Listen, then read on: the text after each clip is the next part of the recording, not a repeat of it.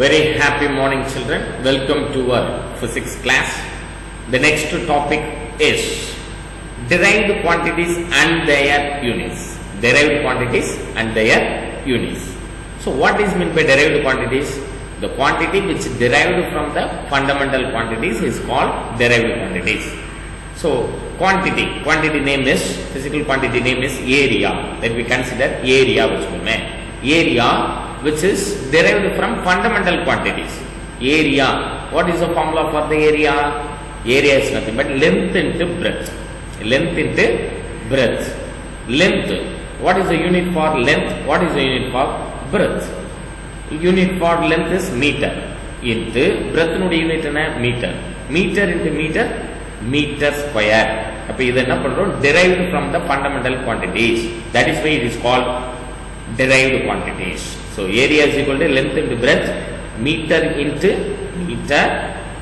meter into meter என்ன வரும்? Meter square. Meter into meter என்ன வருது? Meter square. So another one formula is volume. Volume என்ன formula? Area into height. Area into height is nothing but volume.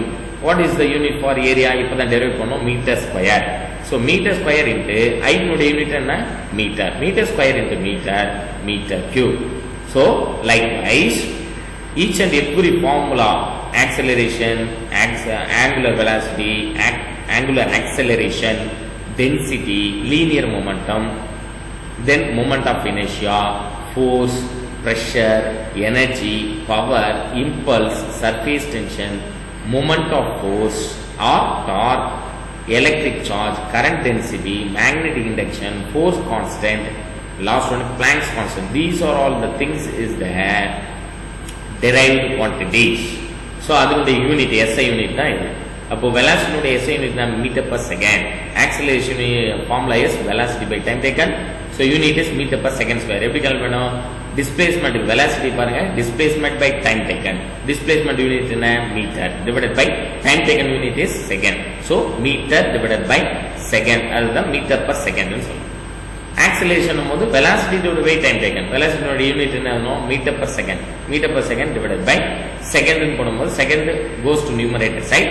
So s power minus 1 again ஒரு into s power minus 1, s power minus 2 ஆயிடும். So meter per second square.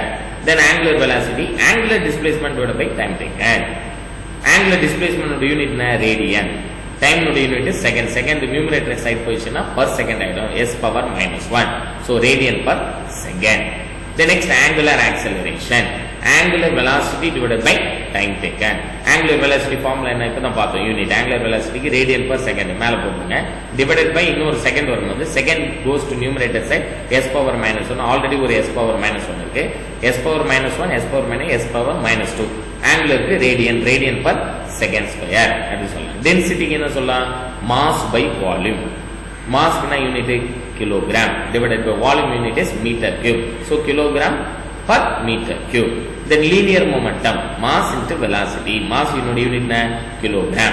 Velocity unit is meter per second. So kilogram into meter per second. This is the unit for linear momentum. Likewise, all other terms go இதே மாதிரி derive பண்ணலாம். Fundamental quantities ல இருந்து derive பண்ணி கொண்டு வரதுனால it is called derived quantities, as well as அதனுடைய SI unit தான் இது கூட இது. So in the tabulation you should memorize this tabulation and formula also. In the tabulation formula memory பண்ணாதான் throughout the academic year physics subject very easy. So in the formula basic fundamental formula you are not prepared well means you are not understanding physics subjects. Physics subject நீங்க கண்டிப்பா understand பண்ற வாய்ப்பே இல்லை. There is no chance to understand the physics concept because fundamental foundation things வந்து ப்ராப்பரா நம்ம learn பண்ணா physics உடைய higher level இன்னும் high level topic நம்மளால we can easily understand. So you should memorize this formulas and units, SI units. The next topic is, this is very important auxiliary type question and as well as the 2 more questions, children.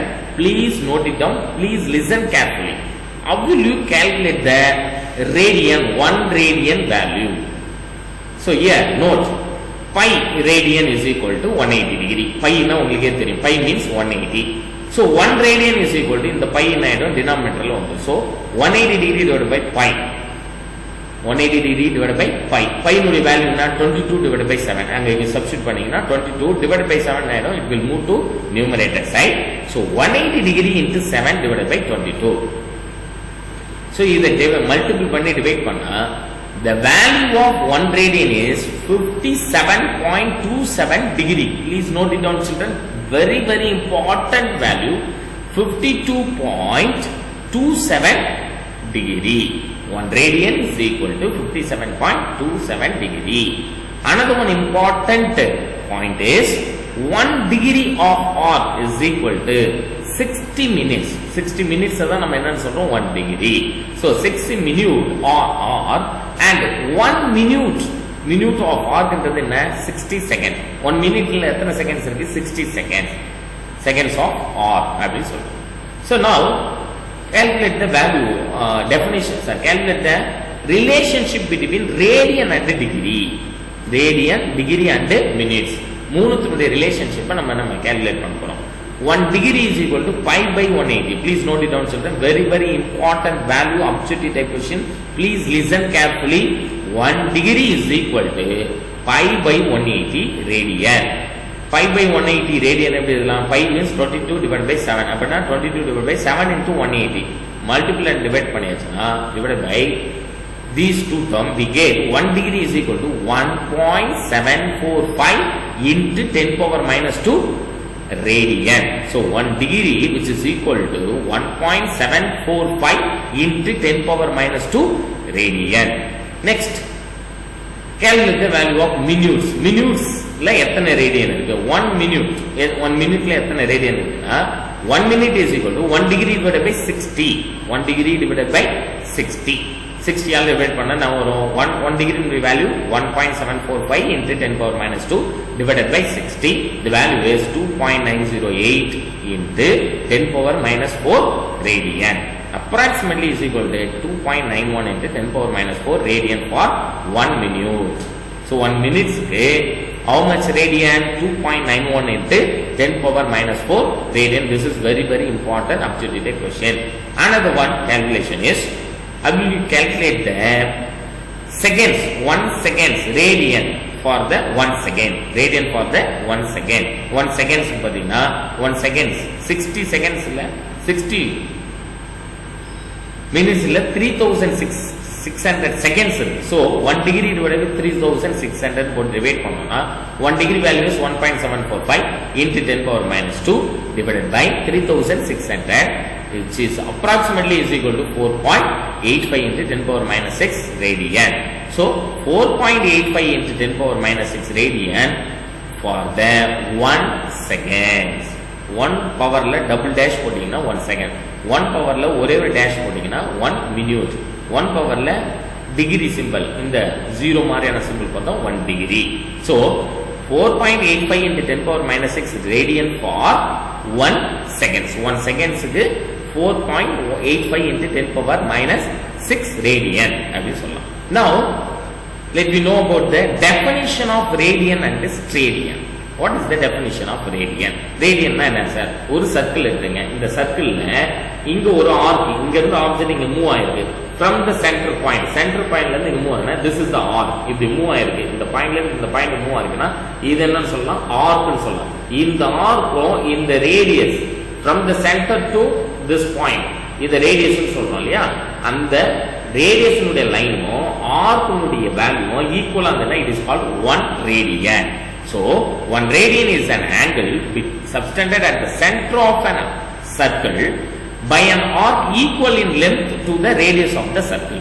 Radius arc length both are equal and it is called 1 radian.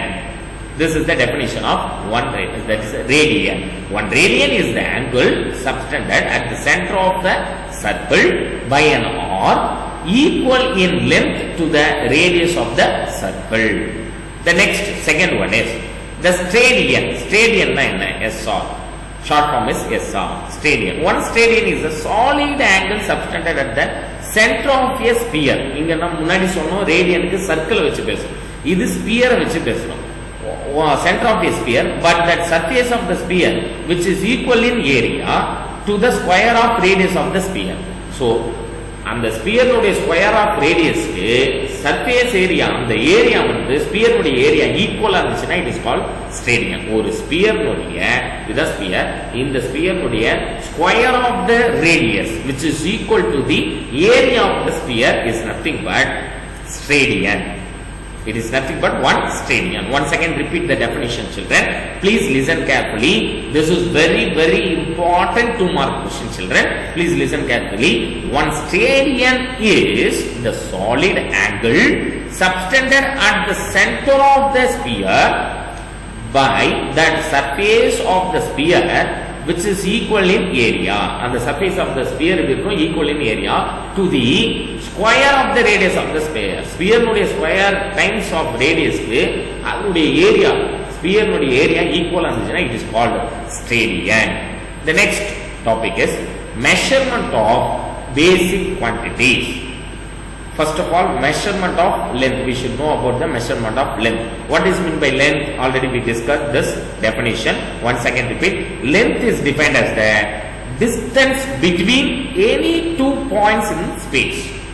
ரெண்டு point இடையில இருக்கிற distance தான் நம்ம என்ன சொல்றோம்? length. So distance between any 2 point in space. The SI unit of length is meter. So length nude measurement larger length இருக்கு, smaller length இருக்கு. Larger distance calculate பண்ற method இருக்கு, smallest distance calculate பண்ற method இருக்கு. So the object of our interest very widely in size. For example, large objects like the galaxy, stars, sun, earth, moon, etc. And their distance constitute a macrocosm. Macrocosm. Please note it down, children. This is very important point. Largest distance நீங்க calculate பண்ணீங்கன்னா அந்த மெத்தடுக்கு name என்னது? macrocosm. Maybe smallest distance நீங்க very small distance micro distance நீங்க calculate பண்ணீங்கன்னா, on the contrary object like molecules, atoms, proton, neutron, electron, bacteria, etc. இதெல்லாம் very micro small distance. அதை calculate பண்ணா this is called microcosm. Microcosm. So entire distance constitute microcosm, which means a small world in which both objects and distance are small sized. First சொன்னது large distance, large size. இப்போ சொன்னது small distance, smaller size ல calculate. The next, this is a very very important paragraph, children. Please note it all.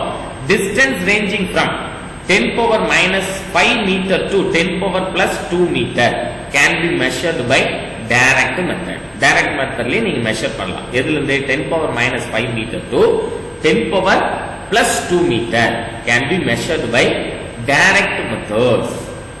For example, a meter scale can be used to measure the distance of 10 power minus 3 meter to 1 meter. 1 meter வரைக்கும் நீங்க metre scale வச்சு measure பண்ணிடலாம். 10 power minus 3 meter to 1 meter. The next, vernier caliper வச்சு நம்ம எந்த minute distance calculate பண்ணனா up to 10 power minus 4 meter. Vernier caliper up to 10 power minus 4 meter வரைக்கும் நீங்க vernier caliper instrument வச்சு find out பண்ணிடலாம், calculate பண்ணலாம்.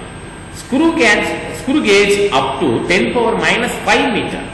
10 power minus 4 வரைக்கும் value vernier caliper.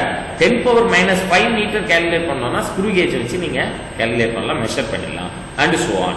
The atomic and astronomical distance cannot be measured by any of the above mentioned direct method. நீங்க largest distance ஐயோ very micro distance ஐயோ calculate பண்ணோம்னா direct method we cannot implement the direct method. So indirect method have to be devised and used. Indirect நம்ம மெத்தட்ல use பண்ணி measure பண்ண முடியும். List of power is 10.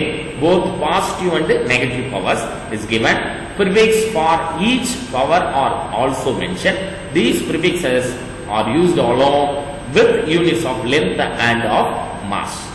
இது ஆல்ரெடி நான் உங்களுக்கு சொல்லி கொடுத்துருக்கேன் கிளாஸ்லேயே.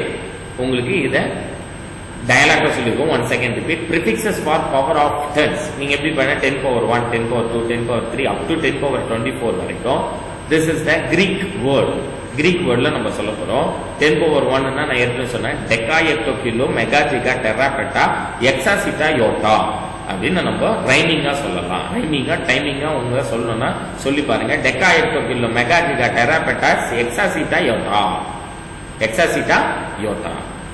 மைக்ரோ லெவல்ல நம்ம கேல்குலேட் பண்ண போறோம். 10 power -1 to 10 power -24 வரைக்கும் அதனுடைய கிரீக் ப்ரிஃபிக்ஸஸ் அது எப்படி சொல்லணும்? Deci centi milli micro nano pico femto atto atto zepto yocto atto zepto யோக்டோன்ற சிம்பிள் அதனுடைய சிம்பிள் இங்க கொடுத்துருங்க. Deci centi milli micro nano பிகோஃபெம்டோ Atto zepto யோக்டோ அப்படின்னு சொல்லிட்டு அதனுடைய துவனியம். ஸோ இது ஒரு டயலாக்கா நீங்க மைண்ட்ல ஞாபகம் வச்சுன்னா இதனுடைய சிம்பிளையும் நீங்க என்ன பண்ணணும்? மெமரைஸ் பண்ணணும். The next measurement of small distances screw gauge and vernier caliper. Small distance எல்லாம் எதை வச்சு கால்குலேட் பண்ணலாம்? 10 power -4 மீட்டர் வரைக்கும் இருக்கிற டிஸ்டன்ஸை we can use the vernier caliper. 10 power -5 metre வரைக்கும் இருக்கிற டிஸ்டன்ஸை கால்குலேட் பண்ணோம்னா we can use the screw gauge. So screw gauge is an instrument used for measuring accurately the dimension of objects up to a maximum of about 50 mm. 50 millimeter அது வரைக்கும் நம்ம என்ன பண்ணலாம்? Measure பண்ணலாம். The principle of instrument is in magnification of linear motion using a circular motion of the screw. screw என்ன பண்ணுவோம்? circular motionல வச்சு தான் இதை கால்குலேட் பண்ணுவோம். The least count of the screw gauge, please underline children, 0.01 millimeter. least count of screw gauge is 0.01 millimeter. Then vernier caliper, a vernier caliper is a versatile instrument for measuring the dimension of all objects, namely diameter of the hole or a depth of a hole. So the least count of vernier caliper is 0.01 centimeter. இங்க சென்டிமீட்டர்ல calculate பண்ணோம். அங்க மில்லிமீட்டர்னா 10 power -3, சென்டிமீட்டர்னா 10 power -2 convert to metre convert பண்ணும்போது இங்க மில்லிமீட்டர்ல இருந்து மீட்டர்னா 10 power -3. இங்க whole இருக்கிற எக்ஸாம்பிள் இந்த கேப்னுடைய இந்த ஹோல் டெப்த் இருக்கு இல்லையா? இந்த ஹோல் இருக்கிற இன்னர் சர்ஃபேஸ் ஏரியாவும் ஃபைண்ட் அவுட் பண்ணலாம். Outer diameter, inner diameter, outer diameter find out பண்ணோம்னா வெர்னியர் காலிபர் வச்சு நீங்க என்ன பண்ணலாம்? we can easily calculated. அதுதான் இந்த லைன்ல சொல்லியிருக்காங்க. a vernier caliper is a versatile instrument for measuring the dimension of an object, namely diameter of a hole or object diameter or a depth of a hole. அந்த whole உடைய டெப்த்தையும் நம்ம என்ன பண்ணலாம்? Find out. இது எவ்வளவு டெப்த்ல இருக்குன்றது find out பண்ணலாம். the least count of the vernier caliper is 0.01 centimeter. the next measurement of large distance. இவ்வளவு நேரம் பேசிட்டு இருந்தேன்னா measurement of small distance. this is large distance.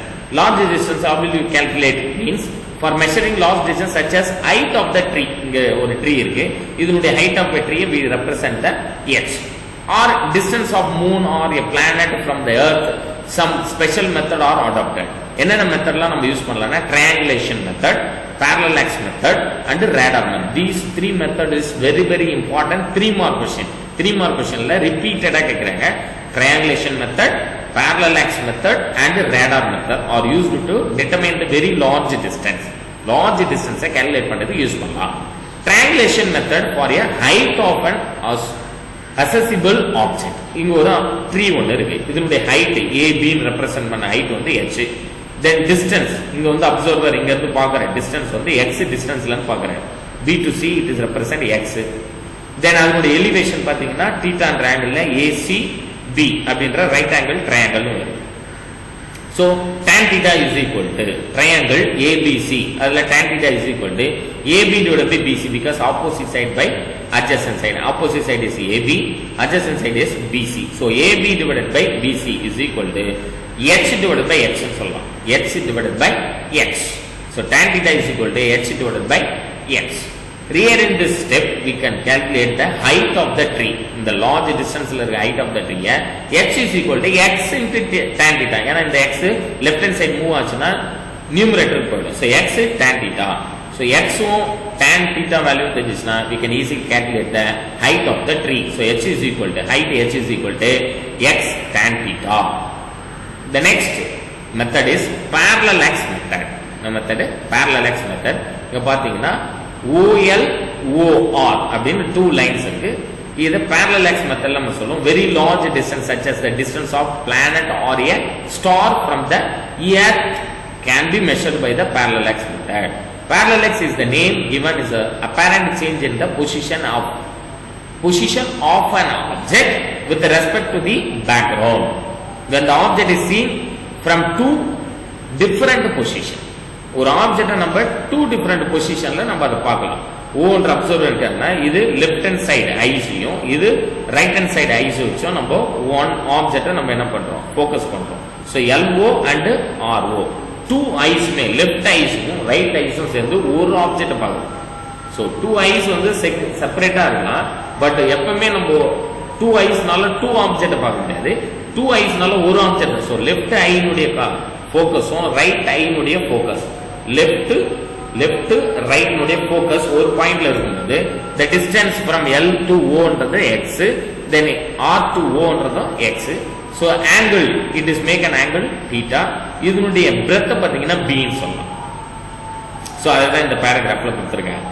LO and RO, the lines drawn from the position of the left and right eyes to the object. These two lines are make an angle theta. This is called this angle theta is called the angle of parallax. And the angle தான் நம்ம parallax சொல்றோம். இங்க LR என்றது breadth க்கு equal. LR is nothing but b. So OL ம் OR ம் same distanceல இருக்கு. பாருங்க x என்ற distanceல இருக்கு. OL is equal to OR is equal to x. Then LR is equal to b. So theta is equal to இங்க theta ன்றது எதுக்கு ஈக்குவலா இருக்கும்? b by x, opposite side divided by adjacent side b by x ன்னு சொல்லலாம். because tan theta அந்த ஃபார்முலால சொல்றோம்.